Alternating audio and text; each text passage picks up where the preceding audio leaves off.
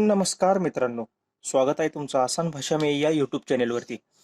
तर last video लेक्चरमध्ये आपण क्वेश्चन सिरीज चालू केली होती. जसं मी तुम्हाला सांगितलं की आपण ट्रान्सफॉर्मरवरचे बेस्ट प्रत्येक टॉपिकवरचे बेस्ट 10 क्वेश्चन्स आपण पाहणार आहे की त्यामध्ये आपल्या साऱ्या कॉन्सेप्ट्स आपले क्लिअर होतील असे एमसीक्यूज आपण शिकणार आहे. तर त्यामध्ये लास्ट व्हिडिओमध्ये आपण कोणत्या टॉपिकवर पाहिले तर त्यामध्ये आपण ट्रान्सफॉर्मरचं जे कन्स्ट्रक्शन आहे किंवा ट्रान्सफॉर्मरचं वर्किंग प्रिन्सिपल आहे, ट्रान्सफॉर्मरचे फ्लक्स वगैरे जे आहेत त्यावर विचारलेले प्रश्न आपण पाहिले. 10 प्रश्न आपण पाहिले. जर तुम्ही तो व्हिडिओ पाहिला नसेल तर तुम्हाला स्क्रीनवर त्याची लिंक दिसेल. ठीक आहे. तर आज आपण ट्रान्सफॉर्मरच्या ईएमएफ इक्वेशन आणि आयडियल आणि प्रॅक्टिकल ट्रान्सफॉर्मर यावर आज आपण प्रश्न पाहणार आहे. तर पहिला प्रश्न तुमच्या स्क्रीनवर दिसत आहे की 20 tons iron cored inductor is connected to 10 volt 50 hertz source. Maximum flux density is 1 weber per metre square. Find the cross sectional area of the core. ठीक आहे. तर इथं इंडक्टर वगैरे दिलाय, तुम्हाला असं वाटेल हा वेगळा आहे की हा ट्रान्सफॉर्मरशी रिलेटेड क्वेश्चन आहे. ठीक आहे. त्याच्यामध्ये ट्रान्सफॉर्मरचे 20 टर्न्स दिलेले आहेत आपल्याला, 20 टर्न्स आहेत ट्रान्सफॉर्मरच्या ह्याला वाइंडिंगला, आणि ट्रान्सफॉर्मरचं व्होल्टेज दिलंय 100 वोल्ट, त्याची फ्रिक्वेन्सी दिली 50 हर्ट्ज, आणि मॅक्सिमम फ्लक्स डेन्सिटी हे दिलंय आपल्याला 1 वेबर पर मीटर स्क्वेअर.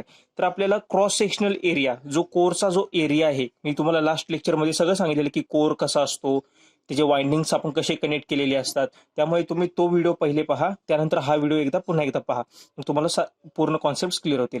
ठीक आहे. तर ट्रान्सफॉर्मरचं ईएमएफ इक्वेशन काय, की ट्रान्सफॉर्मरचं ईएमएफ इक्वेशन हे गिवन दिलेलं आहे. E is equal to 4.44 F into phi into N. ठीक आहे. तर तुम्हाला आता सर्व मी नॉमेनक्लेचर सांगतो की काय काय आहेत. तर ई म्हणजे ईएमएफ, ट्रान्सफॉर्मरचं EMF is equal to 4.44 into F for frequency, phi for flux, जे फ्लक्स आहे ट्रान्सफॉर्मरचा तो, आणि एन म्हणजे किती टर्न्स आहेत ट्रान्सफॉर्मरच्या वाइंडिंगला, किती टर्न्स आहेत. ठीक आहे. टर्न्स म्हणजे हे असतं ना, अशी आपण वाइंडिंग दाखवतो ना, तर ही एक टर्न, सेकंड, थर्ड आणि फोर्थ असं. तर किती टर्न्स आहे ट्रान्सफॉर्मरला, तर ते डिनोट करतात एन या नॉमेनक्लेचरने. ठीक आहे. तर मी तर गिवन डेटा जो आपल्याला दिलेला आहे एक न्यूमरिकल मध्ये जो दिलेला आहे तो मी पूर्ण इथे लिहिलेला आहे. एन 20 इथे दिले 20 टर्न्स, म्हणतो एन इज इक्वल टू 20. इथं आपल्याला EMF E is equal to 100 volts, E is equal to 100 volts, 50 hertz, F is equal to 50 hertz, and maximum flux density. ठीक आहे. इथे फ्लक्स डेन्सिटी हा शब्द आहे. फ्लक्स डेन्सिटीला आपण बीएम ने डिनोट करतो, बीएम फ्लक्स डेन्सिटी, आणि ह्याचं युनिट पण समोर दिलेलं आहे वेबर पर मीटर स्क्वेअर. तर फ्लक्सचं युनिट काय असतं, फ्लक्सचं युनिट असतं वेबर. ठीक आहे. म्हणजे flux divided by area of the core, म्हणून वेबर पर मीटर स्क्वेअर म्हणजे बीएम म्हणजे मॅक्सिमम फ्लक्स डेन्सिटी. आलं लक्षात. Maximum flux density is given by flux per unit area, flux per unit area. तर आपल्याला एक्झाम्पल मध्ये आता बीएम दिलेला आहे की बीएम हा गिवन आहे, तर आपल्याला एरिया काढायचा आहे. ठीक आहे. तर आधी आपल्याला फ्लक्स काढावा लागेल, त्यातून मिळणारा जो फ्लक्स आहे तो आपल्याला पाहावा लागेल किती आहे. ठीक आहे. तर फ्लक्स इज इक्वल टू काय येणार मग, flux is equal to BM into area. ठीक आहे. हे दोन फॉर्म्युले नुसतं आपण क्रॉस मल्टिप्लिकेशन करून काढलं. हे समजलं तुम्हाला. बीएमचं युनिट काय असतं, वेबर पर मीटर स्क्वेअर, फ्लक्सचं युनिट असतं वेबर, म्हणून आपण बीएम ला कसं लिहू शकतो, flux divided by area, flux divided by area. ठीक आहे. तर हा एरियाच आपल्याला फाइंड आउट करायचा आहे. मग मी आता काय केलं, या गिवन फॉर्म्युलामध्ये मी पूर्ण व्हॅल्यूज पुट केली. ई ची व्हॅल्यू आपल्याला गिवन आहे 100 वोल्ट्स, ती इथे मी पुट केली.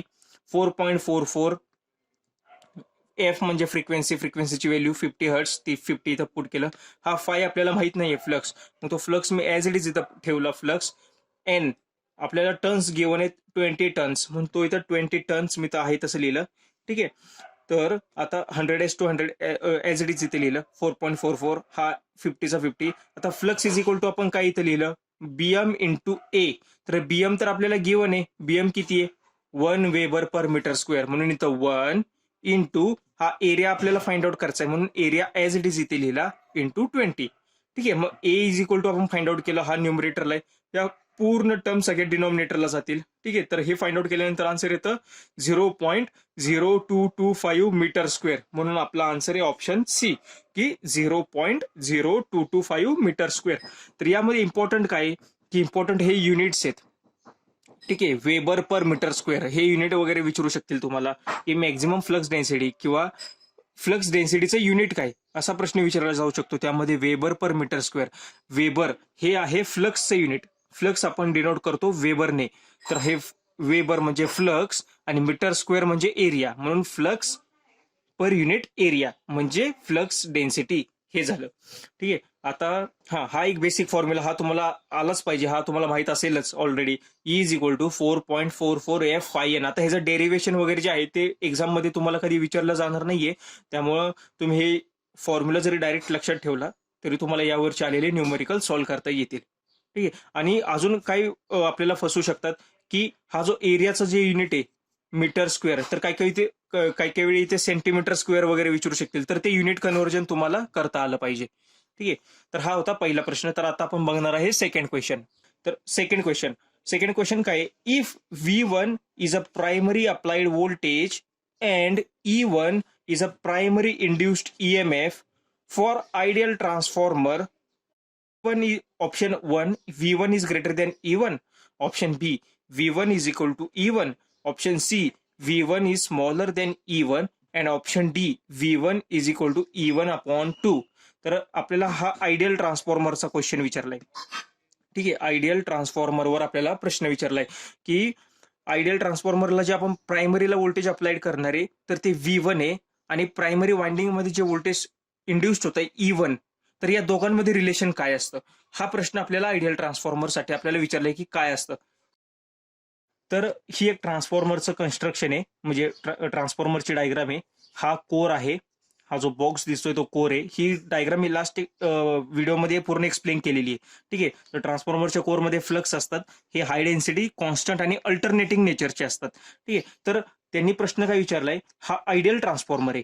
ठीक आहे, तर हे VP हे जे दिसतंय तुम्हाला, हे VP हे म्हणजे प्रायमरीचं अप्लाइड व्होल्टेज. हे व्होल्टेज आपण प्रायमरी साईडला अप्लाइड केले या साईडला, आणि इथून हे व्होल्टेज, आता ही आपली वाइंडिंग आहे, तर या वाइंडिंग मध्ये, या प्रायमरी वाइंडिंग मध्ये जे इंड्युस्ड व्होल्टेज झालंय ते EP. ठीक आहे, इथे लिहिलंय मी VP is equal to applied voltage म्हणजे सप्लाय केलेलं व्होल्टेज आपण, आणि EP म्हणजे induced EMF in primary winding. ह्या प्रायमरी वाइंडिंग मध्ये तयार झालेलं व्होल्टेज आहे ते EP. तर या दोघांमध्ये काय फरक असतो, म्हणजे या दोघांमध्ये रिलेशन काय असतं आयडियल ट्रान्सफॉर्मरला. जसं आपण आयडियल ट्रान्सफॉर्मर नावानुसारच आपल्याला समजतंय, आयडियल म्हणजे हा ट्रान्सफॉर्मर असा असतो की ज्यामध्ये काही सुद्धा वाइंडिंगचा रेजिस्टन्स नसतो, वाइंडिंगला रिएक्टन्स नसतो, अजिबात लॉसेस होत नाहीत. ठीक आहे, आयडियल ट्रान्सफॉर्मरमध्ये लॉसेस म्हणजे खूप निग्लिजिबल असतात. आयडियल म्हणजे पूर्ण झिरो, लॉसेस काहीच नसतात. त्यामुळे हे जे व्होल्टेज VP आपण अप्लाइड करतोय तेच व्होल्टेज EP आपल्याला इथे मिळणार.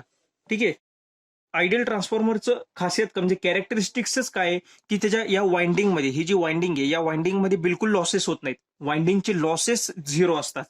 त्याचप्रमाणे या कोरमध्ये सुद्धा काही लॉसेस होत नाहीत. ठीक आहे, या कोरचे पण लॉसेस झिरो. इथे जे आपले फ्लक्स जे प्रोड्यूस होतं या फ्लक्स मध्ये अजिबात लिकेज फ्लक्स काहीच नाहीये, म्हणजे फ्लक्स आउटसाइड कुठे जात नाहीत किंवा फ्लक्स मध्ये डिस्ट्रीब्युशन म्हणजे आउटसाइड कुठे लिकेज होत नाहीये, म्हणजे लिकेज फ्लक्स हे आपले झिरो आहेत. ठीक आहे, हे 3 आहे. आणि या कोरची परमिएबिलिटी, म्हणजे कोरची परमिएबिलिटी ही इन्फानाइट आहे. ठीक आहे, इन्फानाइट कोरची परमिएबिलिटी आहे, mu is equal to infinite. त्यामुळं VP is equal to EP हे आयडियल ट्रान्सफॉर्मरसाठी. आणि प्रॅक्टिकल जर ट्रान्सफॉर्मर विचारलं असतं तर VP आणि या EP मध्ये डिफरन्स असला असता. हा VP, आता सपोज प्रॅक्टिकल ट्रान्सफॉर्मर आहे, आपण इथून 100 व्होल्ट अप्लाय केले. ठीक आहे, 100 व्होल्ट अप्लाय केले, तर हे पूर्णच्या पूर्ण व्होल्टेज इथं आतमध्ये इंड्युस्ड होईल का बरं? नाही, कारण की ही जी वाइंडिंग आहे ट्रान्सफॉर्मरची, जी वाइंडिंग आहे ही, तर या वाइंडिंग मध्ये पण काहीतरी लॉसेस होतील ना, या वाइंडिंग मध्ये लॉसेस होणार आहेत. त्यामुळे आतमध्ये जे इंड्युस्ड होणार व्होल्टेज असणार आहे ते कमी असणार आहे. पण आयडियल ट्रान्सफॉर्मर मध्ये तशी केस नाही. आयडियल ट्रान्सफॉर्मर मध्ये जेवढं व्होल्टेज मी सप्लाइड करणार आहे तेवढंच व्होल्टेज आतमध्ये इंड्युस्ड केलं जाणार आहे प्रायमरी वाइंडिंग मध्ये. त्यामुळं VP is equal to EP. त्यामुळं या प्रश्नाचा आन्सर आहे option B, V1 is equal to E1 किंवा VP is equal to EP. Option B is the right answer. आता आपण थर्ड क्वेश्चन पाहूयात. थर्ड क्वेश्चन हा गिवन आहे की transformer rating is expressed in. ट्रान्सफॉर्मरची रेटिंग कशामध्ये एक्सप्रेस्ड केलेली असते? ती किलोवॅट मध्ये असते की KVAR मध्ये असते की KVA मध्ये एक्सप्रेस्ड केलेली असते की हॉर्स पॉवर मध्ये हॉर्स पॉवर मध्ये एक्सप्रेस्ड केलेली असते. तर आता आपण ट्रान्सफॉर्मरचे लॉसेस हा पॉईंट बघू. त्यामधून तुम्हाला त्या प्रश्नाचा आन्सर समजून जाईल की आपण ट्रान्सफॉर्मरची रेटिंग कशामध्ये एक्सप्रेस करतो. ठीक आहे. तर आता ट्रान्सफॉर्मरमध्ये दोन प्रकारचे लॉसेस असतात. पहिला असतो कॉपर लॉस, दुसरा असतो आयर्न लॉस. हे मेजर लॉसेस आहे ट्रान्सफॉर्मरमध्ये होणारे. ठीक आहे. तर कॉपर लॉस म्हणजे नक्की काय? नावातच दिलंय कॉपर.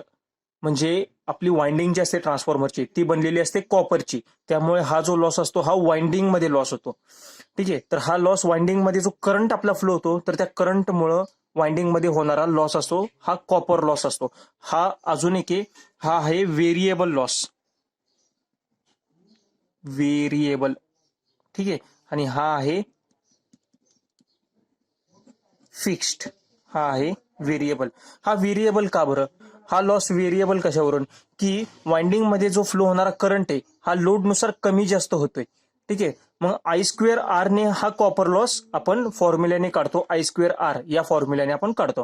ठीक आहे. तर आर तर फिक्स्ड आहे आपला, रेजिस्टन्स तर आपला बदलत नाही, पण आपण करंट चेंज करू शकतो. कसं? की लोड कमी झाला तर करंट कमी, लोड वाढला तर करंट वाढला. त्यामुळे हा लॉस व्हेरिएबल लॉस आहे आणि याला कॉपर लॉस असं बोललेलं आहे. ठीक आहे. सेकंड काय? थर्ड पॉईंट काय? की हा डिपेंड ऑन करंट. बरोबर, हा करंटवर डिपेंड आहे म्हणून ए. ठीक आहे. हा एम्पियर्स, करंटवर डिपेंड आहे म्हणून एम्पियर्स. आणि सेकंड काय? की आयर्न लॉस.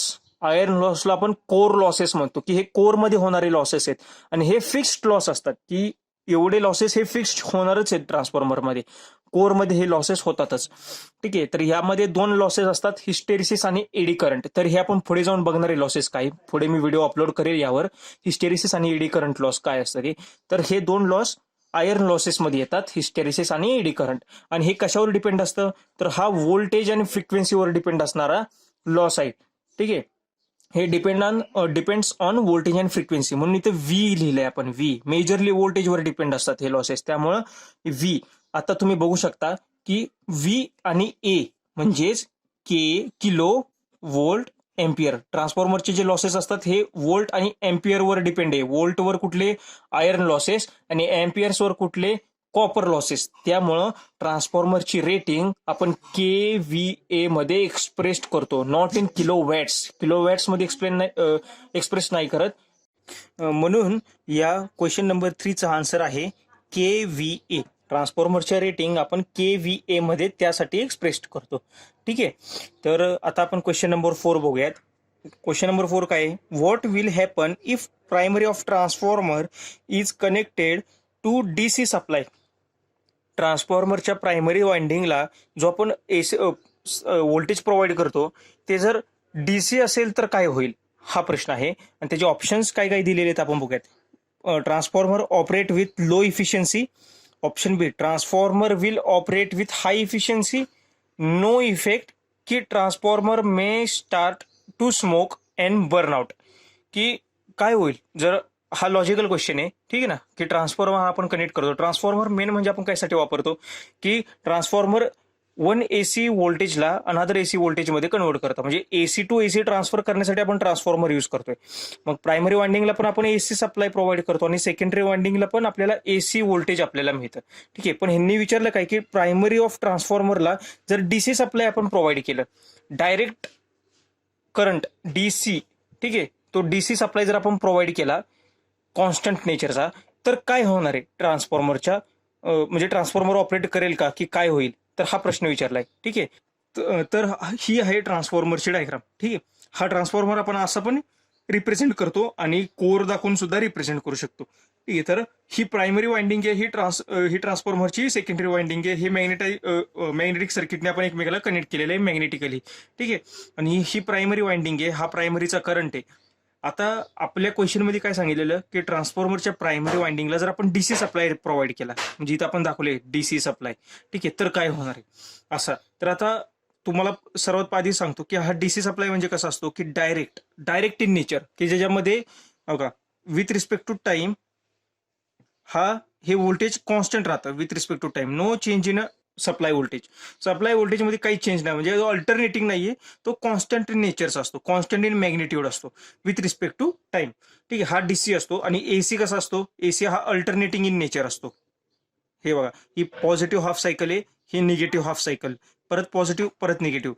मग पॉझिटिव्ह हाफ सायकलचा टाइम पिरियड काय 0 to पाय, निगेटिव्ह हाफ सायकल पाय to 2 पाय. ठीक आहे, तर ही असते एसी सप्लाय.